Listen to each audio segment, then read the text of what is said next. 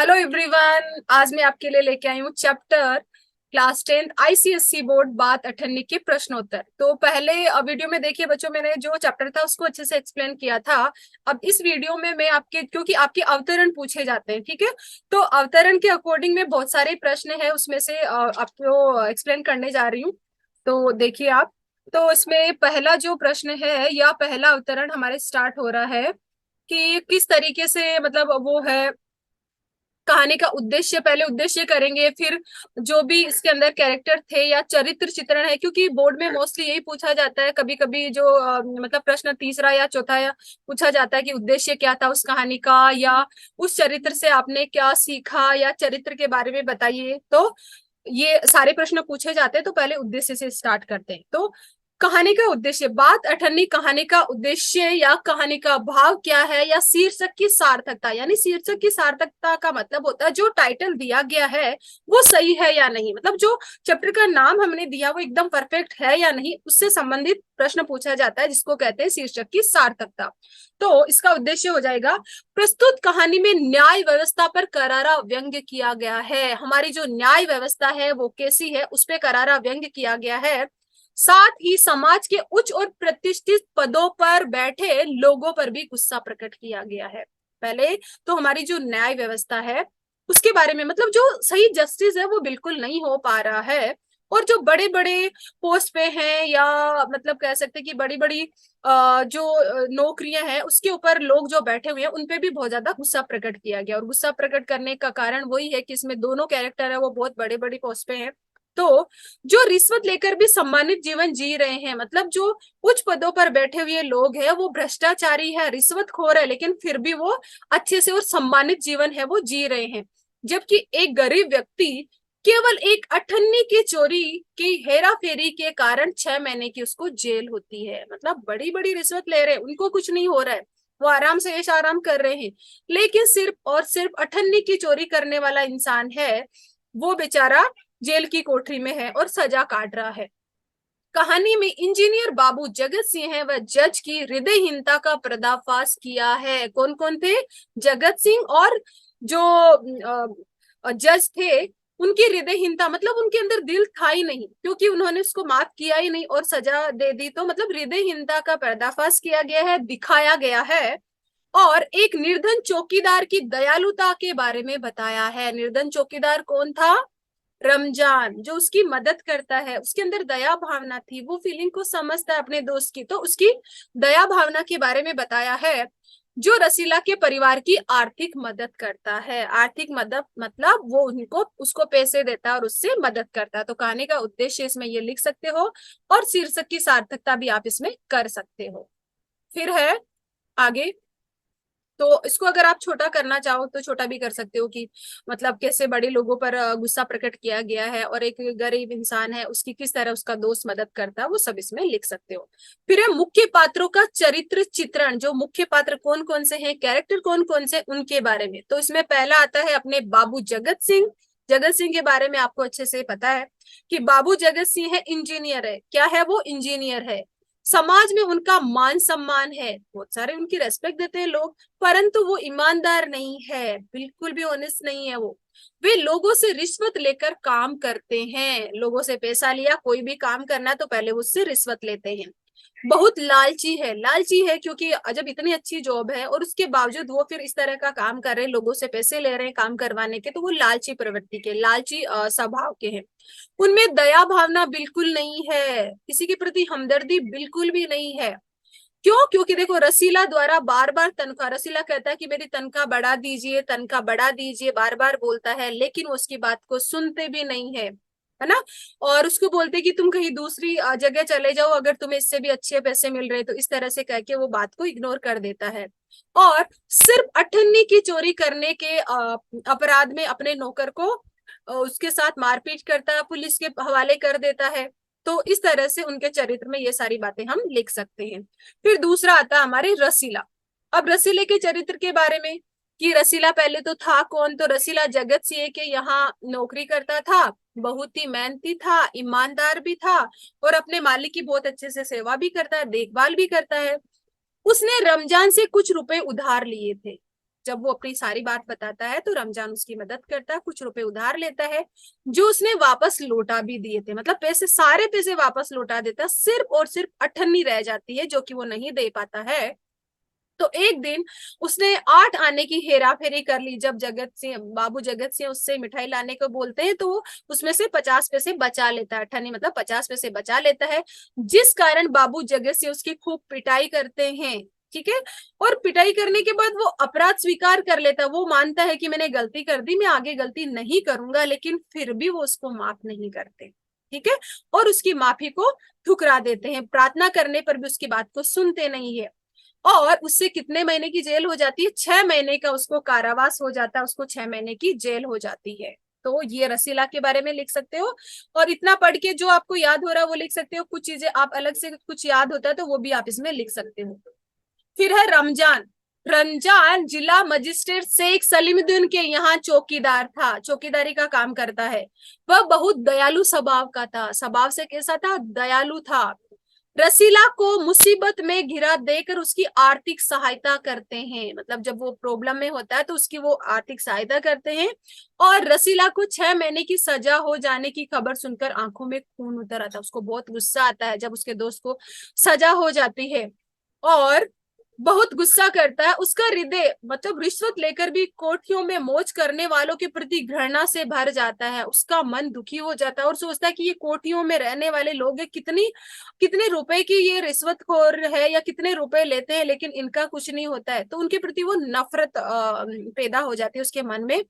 और रसीला जैसे सीधे साधे व्यक्ति को अठन्नी की हेरा फेरी के कारण 6 महीने की जेल हो जाती है, और उसके प्रति सहानुभूति भरी होती है, किसके प्रति? अपने दोस्त रसीला के प्रति। तो रमजान के बारे में ये लिखना है कि दयालु था, अच्छे स्वभाव का था, अपने दोस्त की मदद करता मुसीबत में, और जब उसको 6 महीने की सजा होती है तो इस तरह के जो बड़ी बड़ी पदों पर बैठे हुए लोग हैं उनके प्रति उनके मन में नफरत हो जाती है उसकी।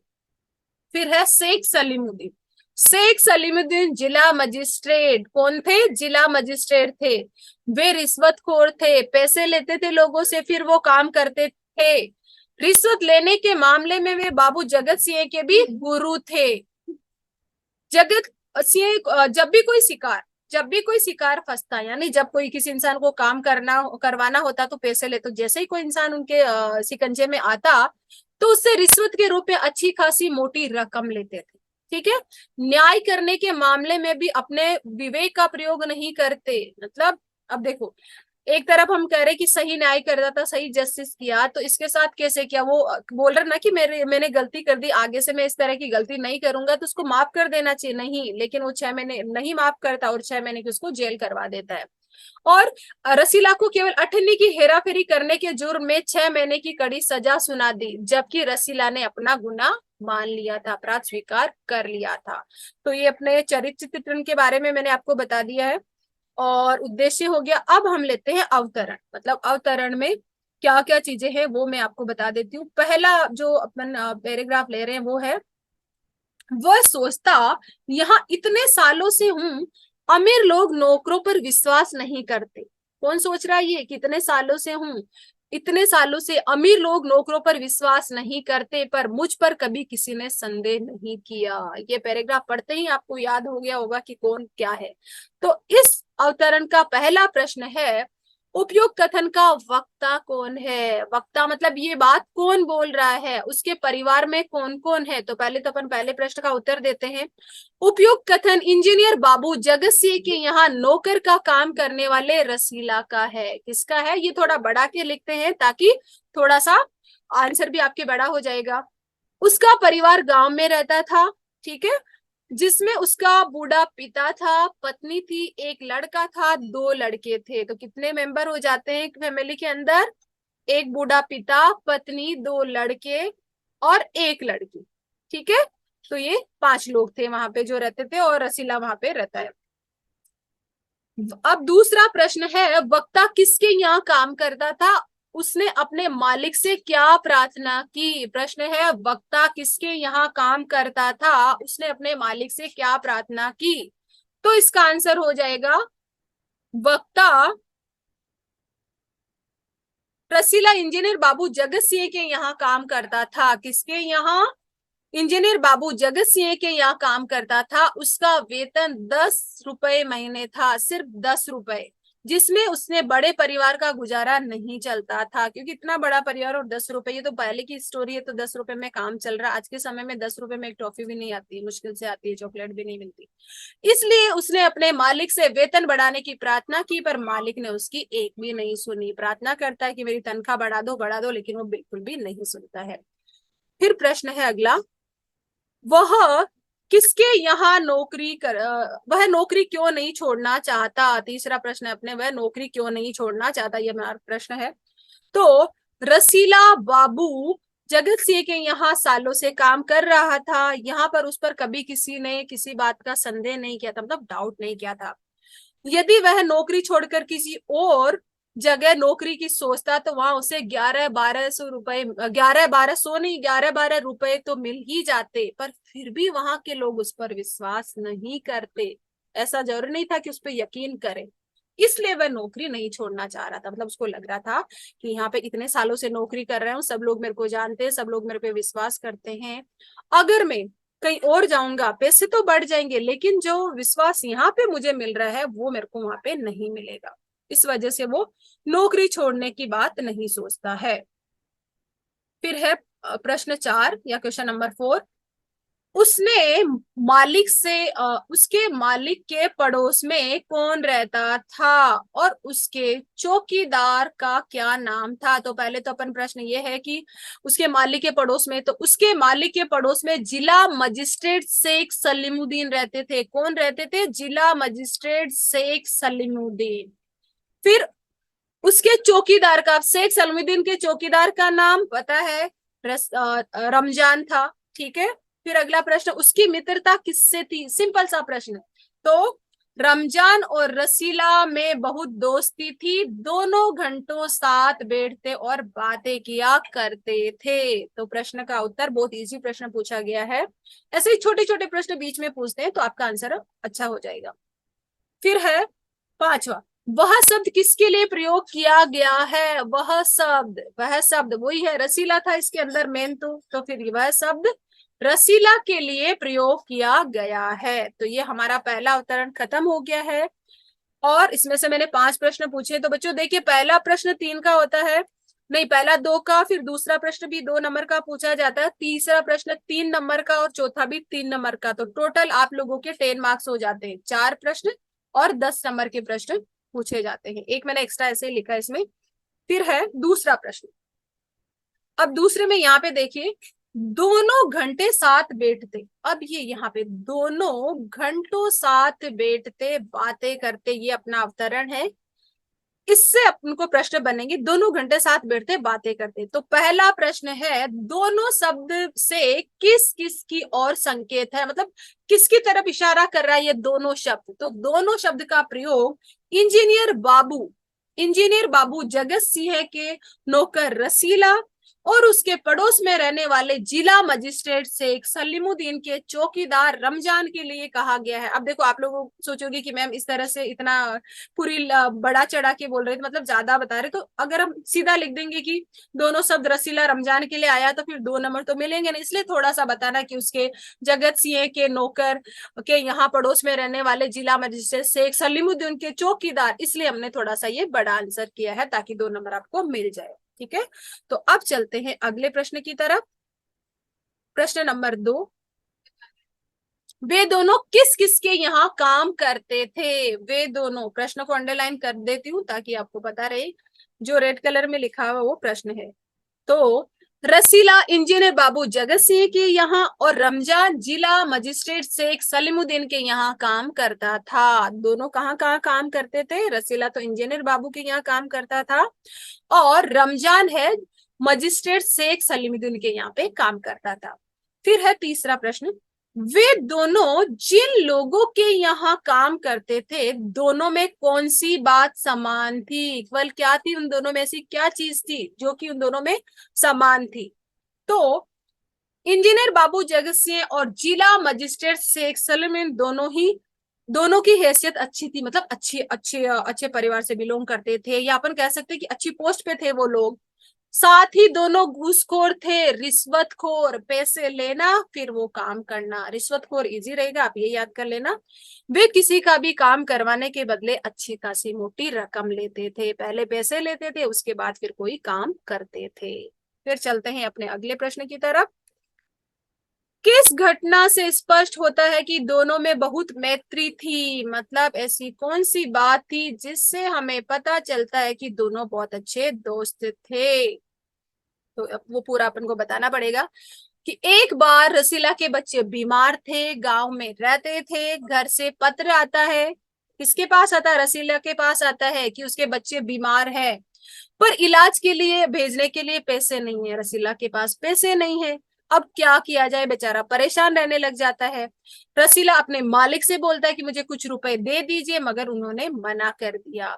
जब रमजान को इस बात का पता चला तो उसने कुछ रुपए रसीला के हाथ पर रख दिए। इस घटना से पता चलता है कि रसीला और रमजान में गहरी दोस्ती थी, क्योंकि वो दोनों एक दूसरे की भावनाओं को समझते थे, एक दूसरे की फीलिंग को समझते थे। इस आधार पे, मतलब इसके बेस पे अपन कह सकते हैं कि उन दोनों में अच्छी दोस्ती थी। किसमें? रमजान और रसीला में। फिर है अगला, ये दो प्रश्न हो गए बच्चों। अब है तीसरा प्रश्न। ये तीसरा प्रश्न है, इसको आप अंडरलाइन कर सकते हो, पैराग्राफ है, ये प्रश्न नहीं है, पैराग्राफ है। अब इसी में से प्रश्न बनेंगे।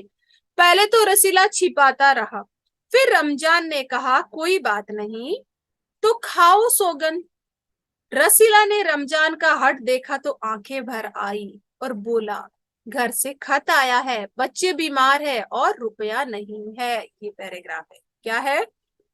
रसीला छिपाता है, रमजान उससे पूछता है कि अगर कोई बात नहीं तो फिर कसम खाओ तुम।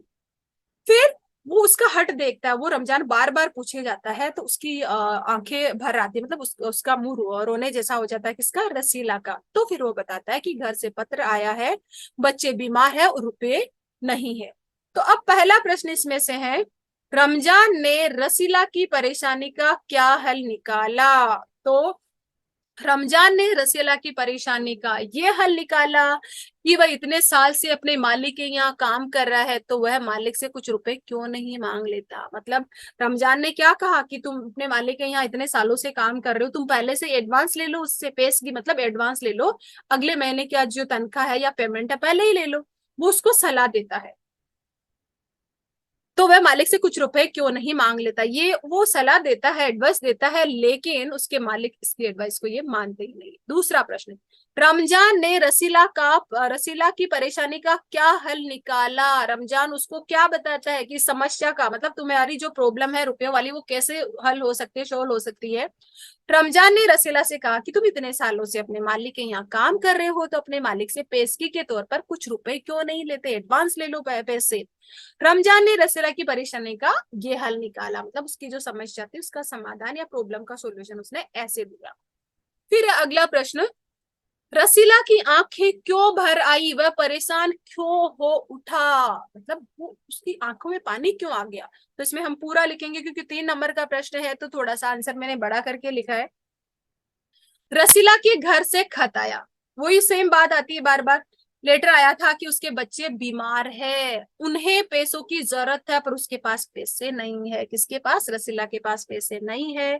तो जब वह रमजान से बात करता है तो रमजान उसको समझाता है कि परेशान होने का वो कारण भी जानता है। फिर उसको सारी बात जब बताता है तो उसको बताता है कि मतलब पहले तो पेशगी वाली बात बताता कि पहले ले लो, लेकिन फिर वो बताता कि मानता नहीं, तो घर के अंदर जाता है, कुछ पैसे लेके आता है और उसके हाथ में रख देता है।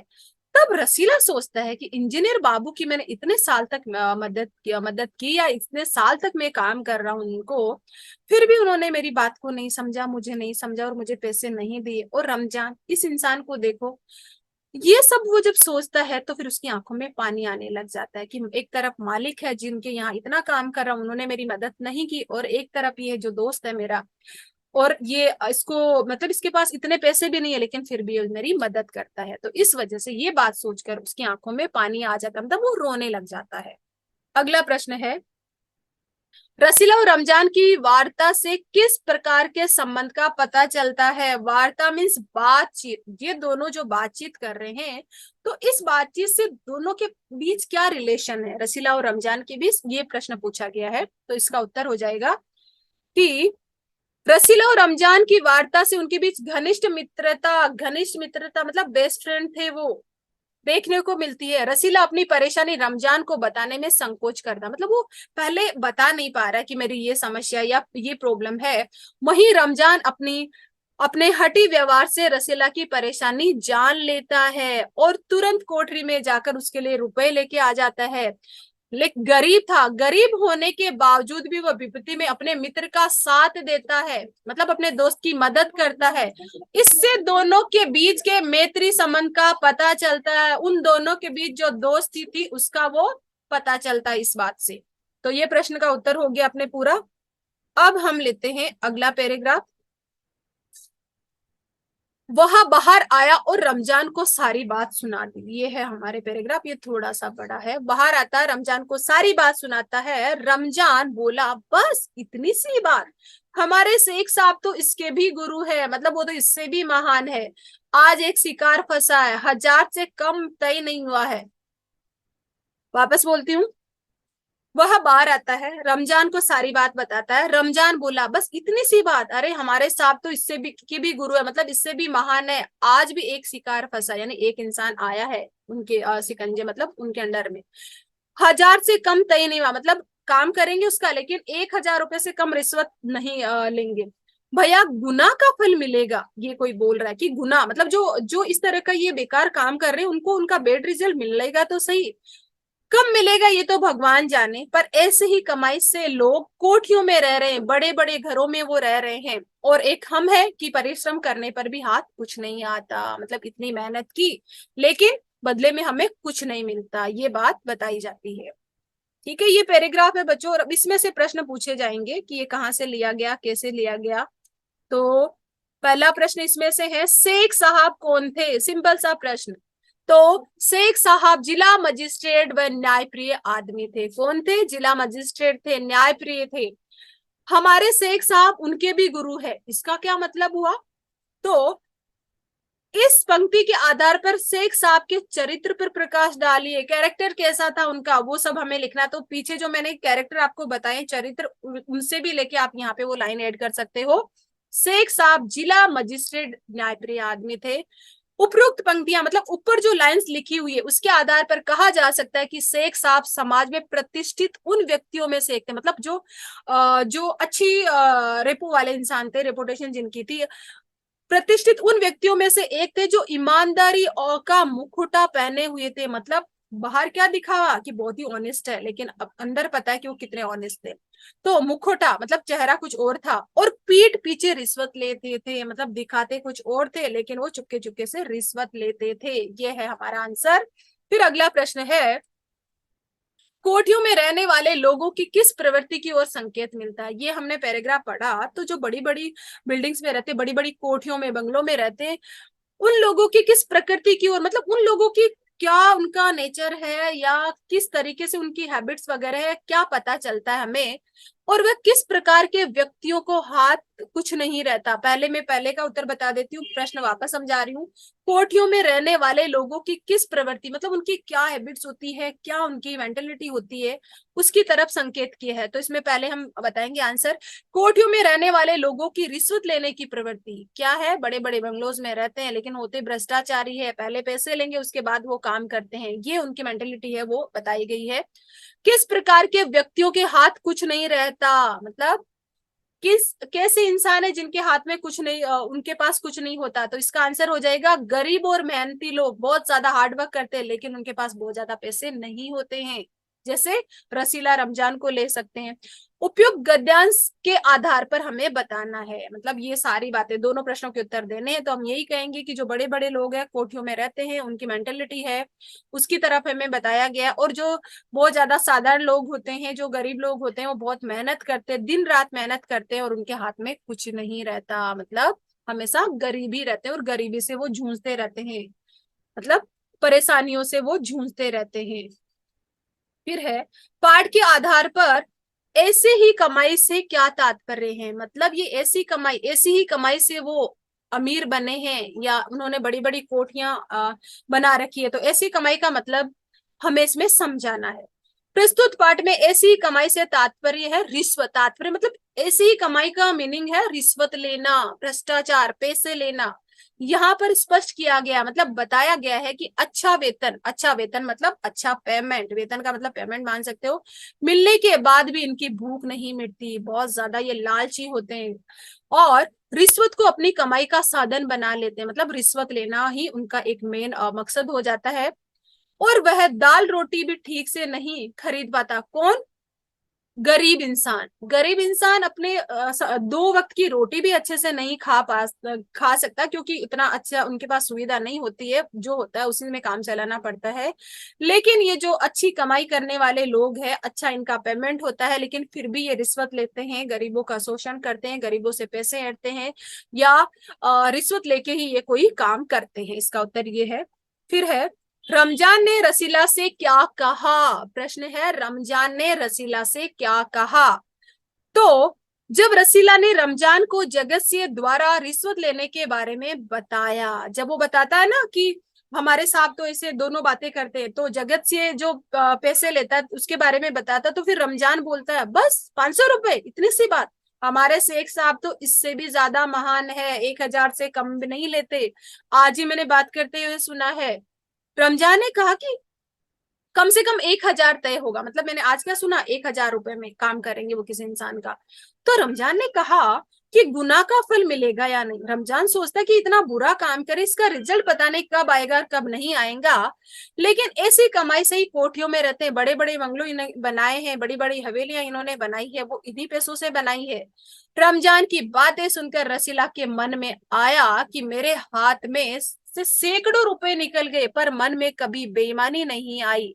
एक एक पैसा भी जोड़ता तो काफी रकम हो जाती। वो क्या बता रहा है कि भाई मैंने इतने सारी काम किया, किसी से मैंने एक पैसा भी नहीं लिया, और ये जो लोग हैं इतना इतना काम करते हैं, इतनी इतनी रिश्वत लेते हैं और इकट्ठा करते हैं पैसे। तो फिर वो इस तरह की सारी बात उसको बताता है, और इस प्रश्न का उत्तर यही होगा। तो देखिए बच्चों, मैंने आराम से अच्छे से ये सारा आपको समझाया। पहले वीडियो में मैंने आपको पूरा चैप्टर एक्सप्लेन किया था, और उसमें जो भी क्वेश्चन आंसर वैसे बहुत सारे बनते हैं, पर मैंने कुछ कुछ जो मेरे को ठीक लगे कि ये ज्यादा अच्छे हैं, आ सकते हैं एग्जाम में, तो वही पैराग्राफ मैंने लिए हैं और अच्छे से इसको एक्सप्लेन किया है। तो आगे और भी मैं आप लोगों के लिए वीडियो बनाती रहूंगी। तो पहले सबसे पहले यही है कि आपको मेरा वीडियो कैसा लगा, आपको कितना समझ में आया, तो प्लीज मेरे चैनल को लाइक कीजिए, सब्सक्राइब कीजिए और कमेंट्स लिखिए, ताकि मैं और भी अच्छे से इसमें क्या थोड़ा सा इंप्रूवमेंट है या उसमें और किस तरीके से आपको थोड़ा और समझाया जाए, ताकि जो मेरा प्रयास है आपको समझाने का वो एकदम से सफल हो जाए। तो ठीक है, लाइक करिए, सब्सक्राइब कीजिए और वीडियो देखते रहिए। धन्यवाद, थैंक्स।